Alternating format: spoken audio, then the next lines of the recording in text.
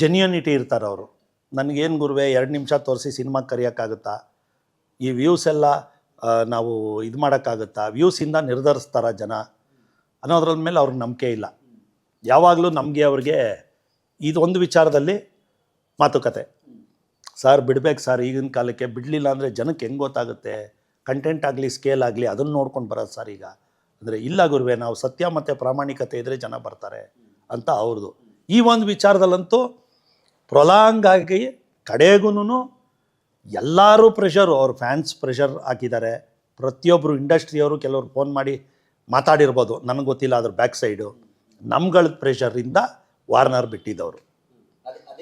ಅದೇ ಈಗ ನಾನು 16th ಪ್ರೀ ರಿಲೀಸ್ ಇವೆಂಟು ಬೆಂಗಳೂರಲ್ಲಿದೆ, ಅಲ್ಲಿ ದಯವಿಟ್ಟು ಸರ್ ಒಂದು ಫೈನಲ್ ಪಂಚು ಏನಾದರೂ ಕೊಡಿ ಅಂತ ಹೇಳಿದ್ದೀನಿ. ಖಂಡಿತ ಕನ್ಸಿಡರ್ ಮಾಡ್ತೀನಿ ಅಂತ ಈಗ ಹೈದ್ರಾಬಾದ್ಗೆ ಹೋಗಿದ್ದಾರೆ. ಹೈದ್ರಾಬಾದಲ್ಲಿ ನಾಳೆ ಪ್ರೀ ರಿಲೀಸ್ ಇವೆಂಟ್. ಹೌದು. ನನಗೆ ನಮ್ಮ ಇದರಲ್ಲೇ ನನ್ನ ಪೇಜ್ಗಳಲ್ಲಿ ವಿಡಿಯೋಗಳನ್ನ ಹಾಕುವಾಗ ಬಹಳಷ್ಟು ಜನರಿಗೆ ಕಂಪ್ಲೇಂಟ್ ನಾನು ಹೇಳ್ತೇನೆ, ಫ್ಯಾನ್ಸಿಗೆ ಅಂದರೆ ಎಷ್ಟು ಕುತೂಹಲ ಇದೆ ಅಂತ. ಯಾವುದೇ ಯುವ ರಿಲೇಟೆಡ್ ಹಾಕಿದ್ರು ಅಲ್ಲಿ ಫಸ್ಟ್ ಕಮೆಂಟ್ ಬರುತ್ತೆ, ಸರ್ ಪ್ರಮೋಷನ್ ಯಾಕೆ ಶುರು ಮಾಡಿಲ್ಲ ಅಂತಂದರೆ, ಪ್ರಮೋಷನ್ ಬೇಕು ಅಂದರೆ ಇವತ್ತಿನ ಡಿಜಿಟಲ್ ಯುಗ ಇದೆಯಲ್ಲ ಹಂಗಿದೆ, ಜನಕ್ಕೆ ಏನೋ ಒಂದು ಬೇಕು ಎವ್ರಿ ಡೇ ಅನ್ನುವಂಥದ್ದು. ಅಂದರೆ ಪ್ರಮೋಷನ್ ಕಮ್ಮಿ ಆಗ್ತಿದೆಯಾ, ಏನು ವಾಟ್ಸ್ ಯುವರ್ ಥಾಟ್ಸ್, ನಿಮ್ಮ ಥಾಟ್ಸ್? ಇಲ್ಲ, ಅದನ್ನೇ ನಾವು ಹೇಳ್ತಾ ಇರೋದು. ಉಪ್ಪಿ ಸರ್ ಎಗೇನ್ಸ್ಟ್ ಅದಕ್ಕೆ. ಪ್ರಾಮಾಣಿಕವಾಗಿ ಜನಗಳು ಬರ್ತಾರೆ, ನಮ್ಮದು ಒಳ್ಳೆ ಪ್ರಯತ್ನ ಇದೆಯಲ್ಲ ಅಂತಾರೆ. ಇಲ್ಲ ಸರ್ ಈ ಥರ ಆಗಬೇಕು, ಮದುವೆಗೆ ಈ ಇನ್ವಿಟೇಷನ್ ಕೊಡಬೇಕು, ಇದು ಚಪ್ರ ಹಾಕ್ಬೇಕು ಸರ್, ಇವೆಲ್ಲ ಹಾಕಿದ್ರೇ ಮದುವೆ ಅಂತ ಬರೋದು, ಈಗ ಚೇಂಜ್ ಆಗಿದೆ ಸರ್ ಅಂತ ನಮಗೆ ಅವರು ಅದೇ ವಾದ.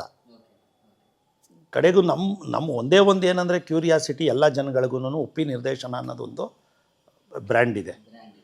ಸೊ ಆದ್ದರಿಂದ ಇದು ಏನೇ ನಾವು ಉಪ್ಪಿ ಸರ್ ಕಂಟೆಂಟ್ ಬಿಡದೆ ಹೋದ್ರೂ ಜನ ಕುತೂಹಲಕಾರಿಯಾಗಿದ್ದಾರೆ. ಅದು ನೀವು ಎಲ್ಲ ಕಡೆನೂ ನೋಡ್ಬೋದು. ಪೋಸ್ಟ್ರ್ ಬಿಟ್ರೂ ಅದು ರೀಚ್ ಹಂಗಾಗ್ತಾಯಿದೆ. ಯು ಐ ಮಾತ್ರ ಆರ್ಗ್ಯಾನಿಕ್ ವ್ಯೂಸು. ಒಂದು ಟ್ರೋಲ್ ಸಾಂಗ್ ಬಿಟ್ಟರು, ಆಲ್ರೆಡಿ 26 ಮಿಲಿಯನ್ ವ್ಯೂಸ್ ಆಗಿದೆ, ಸಾಮಾನ್ಯ ಅಲ್ಲ ಅದು. ಇನ್ನೊಂದು ವರ್ಲ್ಡ್ ಆಫ್ UI ಅಂತ ಬಿಟ್ಟಿದ್ವಿ, ಅದು 24 ಮಿಲಿಯನ್ ವ್ಯೂಸ್ ಆಗಿತ್ತು. ಈಗ ವಾರ್ನರ್ ಆಲ್ರೆಡಿ 14 ಮಿಲಿಯನ್ ಆಗಿದೆ. ಸೊ ಜನಗಳಿಗೆ 100% ಅವ್ರು ಕೊಡೋ ಕಂಟೆಂಟು ರೀಚ್ ಆಗ್ತಾಯಿದೆ. ನೀವು ಮೊನ್ನೆ ನೋಡಿರ್ಬೇಕು ಅದ್ರ ಬಗ್ಗೆ, ಎಂತೆಂಥವರು ಸುದೀಪ್ ಅವರು ವಾವ್ ಅಂತ ಕಳಿಸಿದ್ದಾರೆ, ಅಮೇಝಿಂಗ್ ವಿಷುವಲ್ಸ್ ಅಂತ. ಅಮೀರ್ ಖಾನ್ ಅವ್ರು ಮಾತಾಡಿದ್ರು. ಈ ಥರ ನಮ್ಮ ಇಂಡಿಯಾಗೆ ಪರ್ಫೆಕ್ಷನಿಸ್ಟ್ ಅಮೀರ್ ಖಾನ್. ಅವ್ರ ಸಿನಿಮಾನೇ ಅವ್ರಂಥ ಪ್ರಚಾರ ಮಾಡ್ಕೊಳ್ಳಲ್ಲ. ಇದನ್ನು ಹೊಗಳಿದ್ದಾರೆ ಅಂದರೆ ಯಾವ ಮಟ್ಟಕ್ಕೆ ಅವ್ರಿಗೆ ಅದು ತಲುಪಿದೆ ಅಂತ, ಅದ್ಭುತವಾಗಿ ಇಷ್ಟ ಆಗಿದೆ ಅಂತ.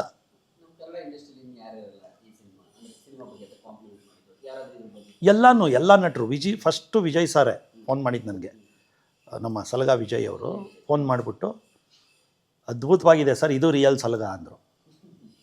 ಈ ಥರ ಧನಂಜಯ ಅವರು, ಪ್ರತಿಯೊಬ್ಬರೂ, ಎಲ್ಲರೂ.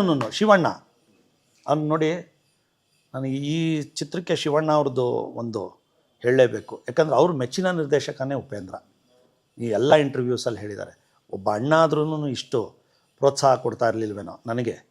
ಈ ಸೆಟ್ಗೆ, ಈ UI ಚಿತ್ರದ ಸೆಟ್ಗೆ 4 ಸತಿ ಬಂದಿದ್ದಾರೆ. ಬಂದು ಪ್ರತಿಯೊಂದು ಹಂತದಲ್ಲೂ ಟ್ರೋಲ್ ಸಾಂಗ್ ಬಿಡ್ತಾನೂ ಅವರೇ ಲಾಂಚ್ ಮಾಡಿದ್ದು. ಪ್ರತಿಯೊಂದು ವಿಭಾಗದಲ್ಲೂ ಅವ್ರಿಗೆ ಕುತೂಹಲ ಹೆಂಗಿದೆ ಏನಂತ. ಇದನ್ನು ನೋಡಿದ ತಕ್ಷಣ ಚೆನ್ನಾಗಿದೆ ಅಮ್ಮ, ತುಂಬ ಚೆನ್ನಾಗಿ ಮಾಡಿದೆ, ಉಪ್ಪಿ ಬೇರೆ ಥರನೇ ಇರುತ್ತೆ ಬಿಡು ಅಂದರು. ಅಷ್ಟು ಹಂಗೆ ಎಲ್ಲರೂ. ಯಾಕಂದರೆ ಇವತ್ತೆಲ್ಲ 200 ಕೋಟಿ 500 ಕೋಟಿ 1000 ಕೋಟಿ ಕಲೆಕ್ಷನ್ ಬಗ್ಗೆ ಮಾತಾಡ್ತಾರೆ. Is it necessary as A producer? ನಾನು ಹೇಳೋದು, ನಾವು ಮಾಡಿರೋದು ಜನಗಳಿಗೆ ಇಷ್ಟ ಆಗಬೇಕು ಫಸ್ಟು.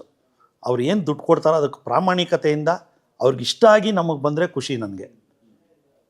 ಚೆನ್ನಾಗಿಲ್ಲ ಅಂತ ಪಾಪ ಕ್ರೇಜ್ಗೆ ಬಂದ್ಬಿಟ್ಟು ತೊಗೊಂಬಿಟ್ಟು ಹೌಸ್ಫುಲ್ಗಳಾಗ್ಬಿಟ್ಟು ಚೆನ್ನಾಗಿಲ್ಲದೆ ನಾವು ಆ ದುಡ್ಡು ಬಂದರೆ ಅದು ತಪ್ಪು. ಜನಗಳಿಗೂ ಅವ್ರು ಕೊಟ್ಟಿರೋ ಏನು ದುಡ್ಡು 200 ರೂಪಾಯಿ 250 ರೂಪಾಯಿ ಈಗ ತುಂಬ ದೊಡ್ಡದೇ. ಈಗ ಅದಕ್ಕೆ ಸತ್ಯ ಒದಗಿಸ್ಬೇಕು ನಾವು ಅನ್ನೋದು ಒಂದು ನನ್ನ ಮುಂಚೆಯಿಂದನೂ ಅದೇ.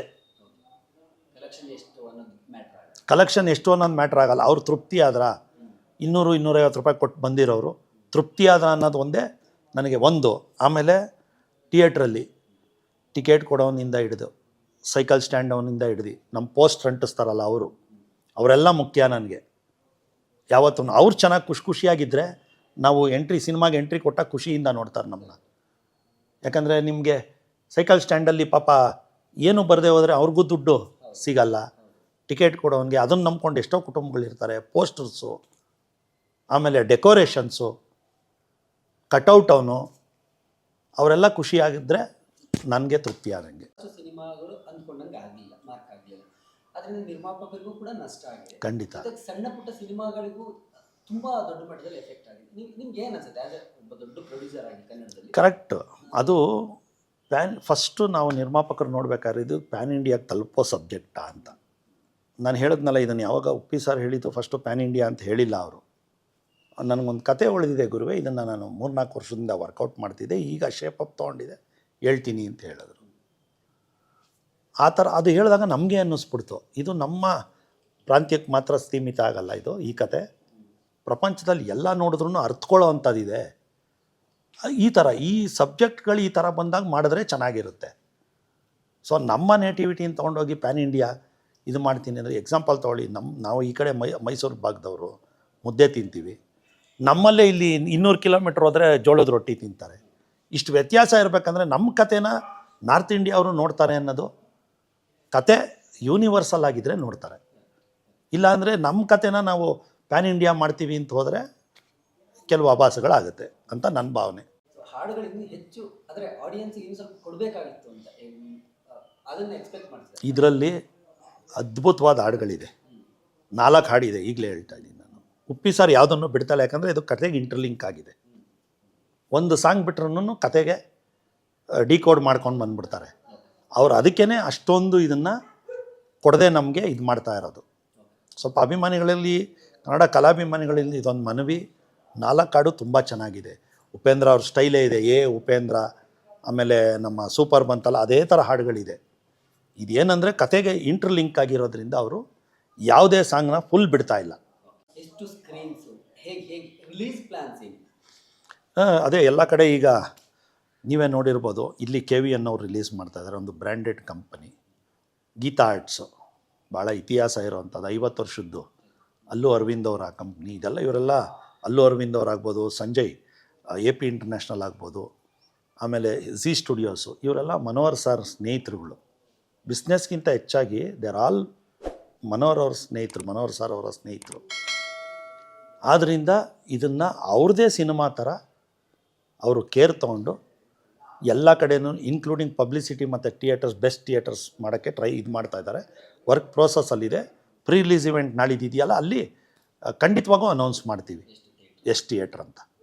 ಶುರುವಾಗಿದೆ ನಿಮಗೆ ಆ್ಯಸ್ ಎ ಪ್ರೊಡ್ಯೂಸರ್. ಆಬ್ವಿಯಸ್ಲಿ ಪ್ರತಿ ಸಿನಿಮಾ ಮಾಡಿದಾಗ ಒಂದು ಎಕ್ಸೈಟ್ಮೆಂಟ್ ಇದ್ದೇ ಇರುತ್ತೆ. ಫಸ್ಟ್ ಸಿನಿಮಾ ಅಂತಾರೆ, ಯಾಕಂದರೆ ರಿಲೀಸ್ ಆದಾಗ ಹೇಗಿರುತ್ತೆ, ಹೇಗೆ ರಿಸೀವ್ ಮಾಡ್ತಾರೆ, ಈ ಕ್ಷಣಕ್ಕೆ ಏನು ಅನಿಸ್ತದೆ ನಿಮಗೆ? ಖಂಡಿತ ಇದು ತುಂಬ ಎಕ್ಸೈಟ್ಮೆಂಟ್ ಇದೆ, ಯಾಕಂದರೆ ಇದು ಮೇಕಿಂಗ್ ಹಂಗಿದೆ. ಆಮೇಲೆ ಉಪೇಂದ್ರ ಅವ್ರ ನಿರ್ದೇಶನ, ನನಗೂ ಈ ಆಡಿಯನ್ಸ್ಗೆ ಏನೊಂದು ಕುತೂಹಲ ಇದೆಯೋ ಸೇಮ್ ನನಗೂ ಇದೆ. ಯಾಕಂದರೆ ನಾನು ಫುಲ್ ಇದರಲ್ಲಿ ನೋಡಿಲ್ಲ, ಇನ್ನೂ ವರ್ಕ್ ನಡೀತಾ ಇದೆ ನೀವು ಹೇಳ್ದಂಗೆ. ಹೌದು, ನಾನು ಅದೊಂದು ಕೇಳಬೇಕು ಅಂದ್ಕೊಂಡೆ. ಮೊನ್ನೆ ಲಹರಿ ಸರ್ನ ಮಾತಾಡ್ಸ್ಬೇಕಿದೆ, ಸಿನಿಮಾ ನಾವು ನೋಡಿಲ್ಲ. ಖಂಡಿತ ಖಂಡಿತ ಇನ್ನೂ ಯಾರಿಗೂ ತೋರಿಸಿಲ್ಲ, ಕಡೆ ಮೂಮೆಂಟ್ವರೆಗೂ ಏನಾದ್ರು ಮಾಡ್ತಾ ಇರ್ತಾರೆ. ಹಾಯ್ ನಮಸ್ಕಾರ, ನಾನು ನಿಮ್ಮ ಧರ್ಮ ಕೀರ್ತಿರಾಜ್. ಡೈಲಿ ಮಾಧ್ಯಮ ಪ್ರತಿಯೊಬ್ಬರನ್ನು ದಯವಿಟ್ಟು ಸಪೋರ್ಟ್ ಮಾಡಿ. ನನಗೊಂದು ಖುಷಿ ಏನಂದರೆ, ನನಗೆ ತುಂಬ ಪರಿಚಯ ಇರೋರು ಅಶೋಕ್ ಅವರು. ಸೊ ನನಗೆ ಒಂದು ಸಿನಿಮಾ ರಂಗದಲ್ಲಿ ನಾನು ಕಾಲಿಟ್ಟಾಗಿಂದ ಇವತ್ತಿನವರೆಗೂ ನಾನು ತುಂಬ ಸಪೋರ್ಟ್ ಮಾಡಿದ್ದಾರೆ. ಏನೇ ಒಂದು ಹಿಟ್ ಆಗಿರ್ಬೋದು, ಫ್ಲಾಪ್, ಪ್ರತಿಯೊಂದು ಹಂತದಲ್ಲೂ ನನ್ನ ಜೊತೆ ಇದ್ದಾರೆ. ಸೊ ಇವತ್ತು ಬಿಗ್ ಬಾಸ್ ಮನೆಯಿಂದ ಬಂದ ಮೇಲೆ ತುಂಬ ಪ್ರೀತಿಯಿಂದ ನಾನು ಇಂಟರ್ವ್ಯೂ ತೊಗೊಂಡಿದ್ದಾರೆ. ಇವರೆಲ್ಲ ಬಂದು ಯೂಟ್ಯೂಬ್ ಚಾನಲ್ಸಲ್ಲಿ ಎಲ್ಲೂ ಇರಲಿಲ್ಲ, ಬಟ್ ಇವರು ಪತ್ರಿಕಾ ಮತ್ತು ಮಾಧ್ಯಮದಲ್ಲಿ ಇದ್ದಿದ್ದವರು. ಸೊ ಇವರು ಇದನ್ನು ಸ್ಟಾರ್ಟ್ ಮಾಡಿದ್ದಾರೆ. ಸೊ ನಿಮ್ಮ ಸಪೋರ್ಟು, ನಿಮ್ಮ ಆಶೀರ್ವಾದ ಸದಾ ಇರಲಿ. And very proud of them.